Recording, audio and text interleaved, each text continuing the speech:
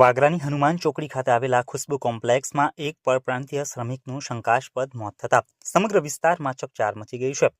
કામકાજ અર્થે આવેલા બિહારના 20 વર્ષીય મોનુકુમાર ઉર્ફે પપ્પુ મંડલ, જે ત્રીજા માળે આવેલા તેના રહેણાંક રૂમની ગેલેરીમાંથી કોઈક અગમ્ય કારણોસર નીચે પટકાયો હતો.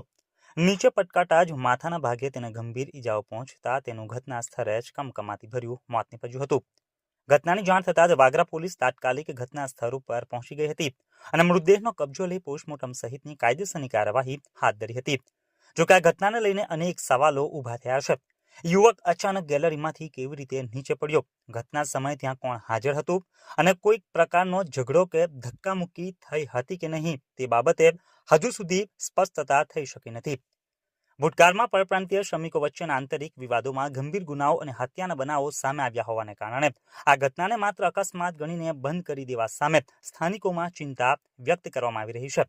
આથી આ બનાવ પાછળ કોઈ ગુનાહિત તત્વ સંડોવાયેલું છે કે કેમ તે જાણવા માટે ઊંડાણપૂર્વક અને નિષ્પક્ષ તપાસ કરવી જરૂરી બની છે. હાલ વાગરા પોલીસ તમામ પાસાઓને ધ્યાનમાં રાખીને તપાસ આગળ ધપાવી રહી છે. પોસ્ટમોર્ટમ રિપોર્ટ અને તપાસના તારણો બાદ જ સ્પષ્ટ થશે કે આ દુર્ઘટના અકસ્માત હતી કે પછી એક ગંભીર ગુનાનો પર્દાફાશ થવાનો છે. હાલ અનેક અણઉકેલાયેલા પ્રશ્નો ઊભા થયા છે.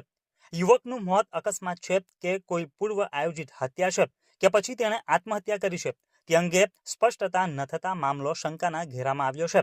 ઘટના સ્થળની પરિસ્થિતિ, મૃતકની સ્થિતિ અને પરિસ્થિતિના સંકેતોને ધ્યાનમાં લઈને વાગરા પોલીસ દ્વારા તમામ દિશાઓની તપાસ હાથ ધરવામાં આવી રહી છે. ત્યારે સાચી હકીકત બહાર આવવાની રાહ જોવાઈ રહી છે.